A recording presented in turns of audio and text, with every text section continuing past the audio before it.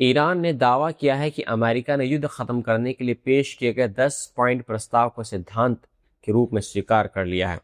ये जानकारी ईरान के सरकारी मीडिया नेटवर्क IRIB के हवाले से सामने आई है। ईरान के सुप्रीम नेशनल सिक्योरिटी काउंसिल ने कहा है कि ये प्रस्ताव आगे होने वाली बातचीत का आधार बनेंगे। हालांकि इसके सभी बिंदुओं का सार्वजनिक नहीं किया गया है, लेकिन रिपोर्ट्स के मुताबिक इस प्रस्ताव में ईरान के खिलाफ किसी भी तरह की आक्रामक कार्रवाई न करने की गारंटी, स्टेट ऑफ हार्मोज पर ईरान का कंट्रोल बनाए रखना, यूरेनियम संवर्धन के अधिकार को मान्यता देना, अमेरिका के सभी प्रतिबंधों को हटाना, संयुक्त राष्ट्र और अंतर्राष्ट्रीय परमाणु ऊर्जा एजेंसी के प्रस्तावों को खत्म करना, मुआवजा देना, क्षेत्र से अमेरिकी सेना की वापसी और लेबनान समेत सभी मोर्चों पर संघर्ष समाप्त करने जैसे बड़े मुद्दे शामिल हैं। ईरान ने साफ कहा है कि बातचीत शुरू होने का मतलब ये नहीं है कि ये युद्ध खत्म हो गया है, बल्कि अंतिम समझौता तभी होगा जब उसकी सभी शर्तें पूरी होंगी। इस दौरान स्ट्रेट ऑफ हार्मूज से जहाज़ों की सुरक्षित आवाजाही ईरानी सेना के जरिए से सुनिश्चित की जाएगी। वहीं इन अहम बातचीत की शुरुआत शुक्रवार से इस्लामाबाद में होने जा रही है, जहां शहबाज शरीफ की मध्यस्थता में ये वार्ता होगी और ये प्रक्रिया 2 हफ्ते तक चल सकती है, जिसे आपसी सहमति से आगे भी बढ़ाया जा सकता है। इससे पहले डोनाल्ड ट्रंप ने भी संकेत दे दिए थे कि अमेरिका 2 हफ्तों के लिए ईरान पर हमले रोक देगा और उन्होंने इस प्रस्ताव को बातचीत के लिए कदम कम करने योग्य आधार बताया है। ऐसे में अब पूरी दुनिया की नज़र इस्लामाबाद में होने वाली इस अहम वार्ता पर टिकी हुई है, क्योंकि यही तय करेगा कि ये बातचीत खत्म होगी या एक बड़े संघर्ष के रूप में बदल जाएगी। मिडल ईस्ट से इस वक्त बेहद अहम और बड़ी खबर सामने आ रही है, जहां ईरान के सुप्रीम नेशनल सिक्योरिटी काउंसिल ने ऐलान किया है कि अमेरिका के साथ बातचीत इस शुक्रवार को इस्लामाबाद में शुरू होगी और ये बातचीत पाकिस्तान की मध्यस्थता में करीब 15 दिनों तक चल सकती है। इस दौरान दोनों देशों के बीच सीमित स्तर पर संघर्ष विराम यानी एक अस्थायी टकराव भी लागू रहेगा। ईरान ने साफ कहा है कि उसने ये बातचीत तब मंजूर की है जब उसे लगता है कि उसने जंग के मैदान में अपने अहम लक्ष्य हासिल कर लिए हैं, लेकिन साथ ही ये भी साफ कहा है कि उसका मतलब जंग का अंत नहीं है और अंतिम सीज़फायर तभी होगा जब उसकी सभी शर्तें पूरी होंगी। ईरान ने एक 10 पॉइंट प्रस्ताव भी रखा है, जिसमें भविष्य में हमले न करने की गारंटी, सभी अमेरिकी प्रतिबंधों को हटाना, नुकसान का मुआवजा, क्षेत्र से अमेरिकी सेना की वापसी और स्ट्रेट ऑफ हार्मूज से जुड़े कंट्रोल जैसे बड़े मुद्दे शामिल हैं। इस दौरान ईरान ने कहा है कि स्ट्रेट ऑफ हार्मूज से जहाज़ों की सुरक्षित आवाजाही उसकी सेना के जरिए से जारी रहेगी और उस पर उसका नियंत्रण बना रहेगा। वहीं ये बातचीत इस्लामाबाद में होगी और शहबाज शरीफ इसकी मध्यस्थता करेंगे।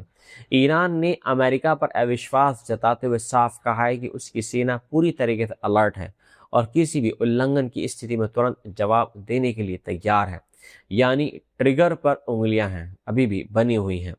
इससे पहले डोनाल्ड ट्रंप ने भी ऐलान किया था कि अमेरिका को 2 हफ्तों के लिए ईरान पर हमले रोक देगा और उसे एक 2 तरफा सीज़फायर बताया था, जो बातचीत और ख़ास तौर पर स्ट्रेट ऑफ हार्मूज से जुड़ी शर्तों पर आधारित था। ऐसे में अब पूरी दुनिया की नज़र इस अहम वार्ता पर टिकी हुई है, क्योंकि यही तय करेगा कि ये जंग कब ख़त्म होगी या फिर और बड़ा रूप लेगी।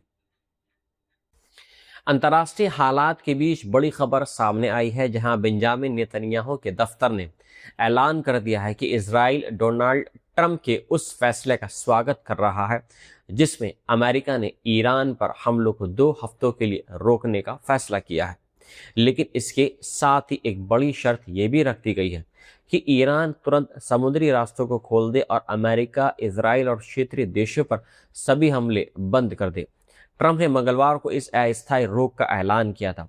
वहीं शहबाज शरीफ ने दावा ये किया है कि उन्होंने इस संघर्ष में मध्यस्थ की भूमिका निभाई है और अमेरिका व ईरान के बीच सीज़फायर कराने में अहम भूमिका निभाई है। उन्होंने दोनों देशों के प्रतिनिधियों को इस्लामाबाद बुलाया है और कहा है कि सभी पक्षों ने लेबनान समेत हर मोर्चों पर तुरंत युद्ध विराम पर सहमति जताई है।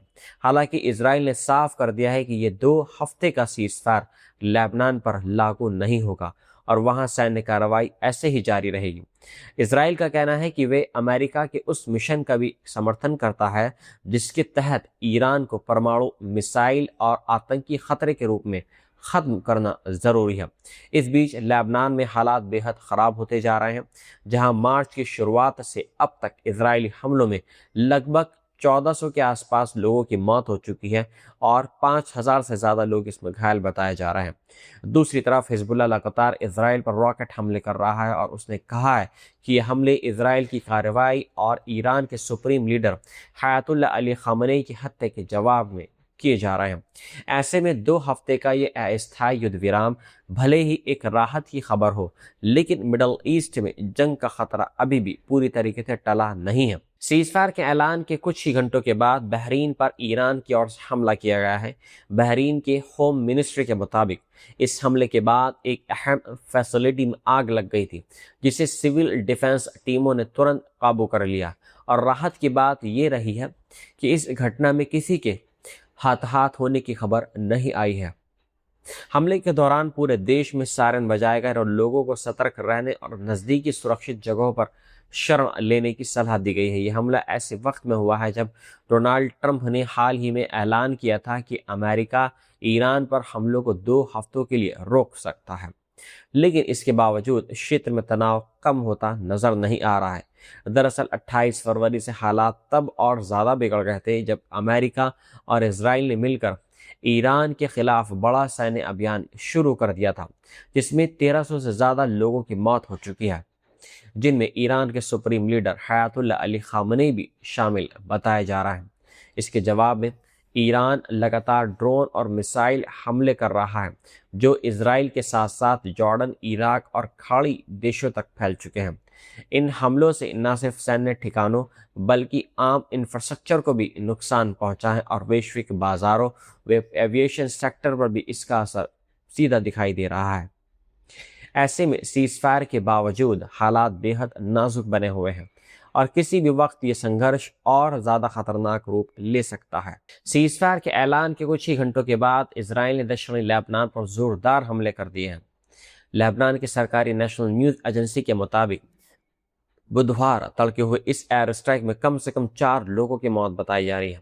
यह हमला अल बहर इलाके में हिराम अस्पताल के पास एक इमारत को निशाना बनाकर किया गया है, जहां कई लोग मारे गए हैं। इसके अलावा शखरा शहर में मेडिकल टीमों के ठिकानों पर भी हमले किए गए हैं, जिसमें कई लोग घायल बताए गए हैं। वहीं हनिये और मंसूरी इलाकों में तोपखाने से गोलीबारी की गई है, जहां हतायरद, थलाथीन, अब्बासिया, कफ्र और दमीज़ेह जैसे कई शहरों पर भी हमले बताए जा रहे हैं। ये हमले ऐसे समय में हुए हैं जब डोनाल्ड ट्रंप ने ईरान पर 2 हफ्तों के लिए हमले रोकने का ऐलान किया था, लेकिन बेंजामिन नेतन्याहू की सरकार पहले ही साफ कर चुकी है कि ये सीजफायर लेबनान पर पूरी तरीके से लागू नहीं होंगी। यही वजह है कि इसराइल ने अपनी सैन्य कार्रवाई जारी रखी है। दरअसल 2 मार्च को हिजबुल्लाह के साथ सीमा पार हमले के बाद से इसराइल दक्षिणी लेबनान में लगातार एयर स्ट्राइक और ग्राउंड ऑपरेशन चला रहा है। हालांकि नवंबर 2024 में लागू युद्ध विराम का कोई असर अब जमीन पर नजर नहीं आ रहा है। लेबनानी अधिकारियों के मुताबिक 2 मार्च के बाद से अब तक इन हमलों में कम से कम 1400 लोगों की मौतें हो चुकी हैं और 5000 से ज़्यादा लोग इसमें घायल बताए जा रहे हैं।